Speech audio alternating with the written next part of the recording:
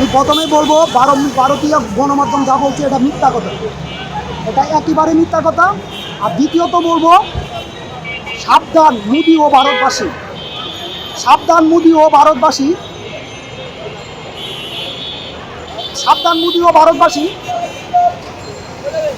আমরা বাংলাদেশ তোমাদের প্রতিবেশী, আমরা ভাবি তোমরা আমাদের প্রতিবেশী, আত্মীয় স্বজন খুবই প্রিয়জন, আত্মীয় স্বজন খুবই প্রিয়জন, তোমরাও ভাবো আমাদের তাই। তাহলে দুই দেশের জনগণ শান্তিতে থাকবে ভাই। দেব না বাংলাদেশ দুর্বল বা অসহায়, দেব না বাংলাদেশ দুর্বল বা অসহায়। তোমরা আমাদের 30 লক্ষ শহীদের রক্তে রাঙানো লাল সবুজের পতাকা ছিঁড়ে দিয়েছ বাংলার সকল স্তরের জনগণের মনে ব্যথা। আর তাকাবে না কখনো বাংলাদেশের দিকে বাঁকা চোখে। তাহলে জেনে রেখো বাংলার দামান ছেলেরা তোমাদের সাথে দেখা করবে যুদ্ধের মাঠে। আমরা চাই দুই দেশেরই শান্তি, আশা করি তোমরাও ভাই চাইবে না অশান্তি। সাবধান নরেন্দ্র মোদী, একমাত্র ব্যর্থ প্রধানমন্ত্রী শেখ হাসিনার বিরুদ্ধে, শেখ হাসিনার পক্ষ নিয়ে 18 কোটি মানুষের বিরুদ্ধে আপনি যেতে পারেন না। তাই আপনাকে আমি সাবধান করছি এবং ভারতবাসীকে সাবধান করছি, বাংলার দামান ছেলেরা ঘরে বসে থাকবে না আমাদের দেশে যদি আক্রমণ হয়। মিথ্যা মিথ্যা মিথ্যা মিথ্যা কথা বলছে, ওরা যা বলছে সবই মিথ্যা। আমাদের দেশ হিন্দু বৌদ্ধ খ্রিস্টান সবাইকে নিয়ে, মুসলমান একটা দেশ আমাদের এই দেশে, আমরা মুসলমান, আমরা হিন্দু বৌদ্ধ খ্রিস্টান সবাইকে নিয়ে সুখে শান্তিতে আছি। কিন্তু ভারত স্বৈরাচার ব্যর্থ প্রধানমন্ত্রী শেখ হাসিনাকে বাঁচানোর জন্য আমাদের উপরে মিথ্যা দায়ভার চাপিয়ে দিচ্ছে, এটাই সত্য কথা। আর আমি ছোটোবেলার থেকে সত্য নিয়ে লেখি, সত্য কথা বলি। তাই আমি একজন লেখক, ছোটোবেলার থেকে কবিতা গান লিখি।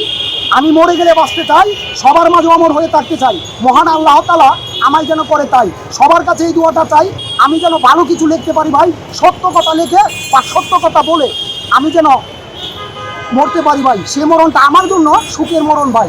তো আমি বলছি মোদী সরকারকে আবারও বিনীতভাবে অনুরোধ করে বলছি, আপনি একজন ব্যক্তির জন্য বাংলার 18 কোটি মানুষের শত্রু হতে পারেন না। একজন ব্যক্তির জন্য দুই দেশের জনগণের মনে অশান্তি সৃষ্টি করতে পারেন না। আপনি একজন দেশের প্রধান বা দেশের প্রধানমন্ত্রী। তাই আমি আপনাকে বারবার বলছি, তাই আপনাকে বিনীতভাবে বলছি, আপনি একজন ব্যক্তির জন্য সারা বাংলাদেশের শত্রু হবেন না। আমরা বাংলাদেশ আপনাদেরকে খুবই আপন ভাবি, প্রিয়জন ভাবি। তাই আমি কবিতাতেই বলছি, শোনো ভাই ভারতবাসী, আমরা তোমাদের প্রতিবেশী, আমরা ভাবি তোমরা আমাদের আত্মীয় স্বজন খুবই প্রিয়জন, তোমরা ভাবো আমাদের তাই। তাহলে দু দেশের জনগণ শান্তিতে থাকবে ভাই।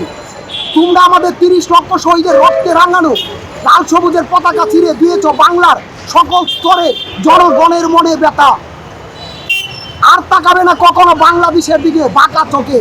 তাহলে বাংলার দামান ছেলেরা তোমাদের সাথে দেখা করবে যুদ্ধের মাঠে। আমরা চাই দুই দেশেরই শান্তি, আশা করি তোমরা চাইবে না ভাই অশান্তি। এটা তোমাদের কাছে অনুরোধ। আমরা তোমাদের সাথে বন্ধুত্ব বা ভালোবাসা দুটোটাই ধরে রাখতে চাই। কিন্তু তোমরা যদি আমাদেরকে বারবার নির্যাতন করো, তাহলে দেওয়ালে যখন পিঠ টেকে যাবে তখন কি আমরা ঘরে বসে থাকবো? আমরাও প্রতিবাদ করবো। ব্যর্থ প্রধানমন্ত্রী শেখ হাসিনা পালায়ে গেছে ভারতে, কিন্তু আপনি কোথায় যাবেন? আপনি কোথায় যাবেন নরেন্দ্র মোদী? ওই জিনিসটা চিন্তা কইরা এই বাংলাদেশের দিকে বাঁকা চোখে তাকাবেন, বাংলার দামান ছেলেরা জেগে যাবে। যদি বাংলাদেশ তাইকিয়া স্বৈরাচার ব্যর্থ প্রধানমন্ত্রীকে আমরা পাঠাইতে পারি, তাহলে ভারত তাইকিয়া মনে করেন ভারতের সবাই বাংলাদেশের শত্রু না। ভারতের যত জনগণ আছে সবাই বাংলাদেশের শত্রু না, ওনারাও আমাদের পক্ষ নেবে, তখন আপনাকেও ভারত চাইরে পালাইতে হবে। তাই সাবধান ভারতবাসী এবং মোদী সরকার। আমি লেখক আলমগীর, নিরুপায় জনগণের মাঝে একজন। আমার বাড়ি কটিয়াদির থানা, গ্রামের নাম ফুলবাড়িয়া, 2 নং সসরাম ঢুলিয়া ইউনিয়ন তাইকিয়া। 4 তারিখে আমি দিয়েছিলাম স্বৈরাচার ব্যর্থ প্রধানমন্ত্রী শেখ হাসিনার বিরুদ্ধে যুদ্ধের ডাক। স্লোগান ছিল জাগো জাগো বাংলার নিরুপায় জনগণ, ছাত্ররা দিয়েছে রক্ত, আমরা করব যুদ্ধ। হয়তোবা আমি লেখক আলমগীর হয়ে যাব শহীদ, তবে উদ্ধার করো মোদের গণতন্ত্র। আমি নিরুপায় জনগণের পক্ষে আমি বলছিলাম, আমরা দেশের নিরুপায় জনগণ করতে চাই না রাজনীতি, দাঙ্গা আমাদের পেট নীতি, তবু আমাদের হয় ক্ষতি। এটা কি রাজনীতিবিদদের নীতি? ভেবে পাই না হাই, কাকে বলবো ভাই?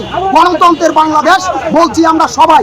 তবে আমার প্রশ্ন সমস্ত রাজনীতিবিদদের কাছে, এই গণতন্ত্র বাংলাদেশে নিরুপায় মানুষ আর নিরুপায় ছাত্র কেন মারা যায়? তারপর 5 তারিখে শেখ হাসিনা পলায় গেছিল, আমি একাধারা 1.5 মাস এক কাইতে ঘুমাইছি ভাই। বাড়িতে আমার একটা মুদির দোকান আছিল, আমার দোকানে আমার চিকিৎসার তলে আমার দোকানটা, আমার শত্রুদের জন্য আমি দোকান দেওয়া করতে পারি নাই। আমার শত্রুকে আমাদের কটিয়াদির থানার এবার এমপি নির্বাচন করছে কাহার আকন্দ, ওনার ভাতিজা কাহার আকন্দ অর্ডার দিছিল আমাকে জানে মারার জন্য, কিন্তু রাখি আল্লাহ মারে কে, আমি বাইচে আছি এখনো। প্লেসটা বেতাইকে কথা বলতেছি কারণ আল্লাহ আমার হায়াত বাড়াইয়া দিছে, তাই বাইচে আছি।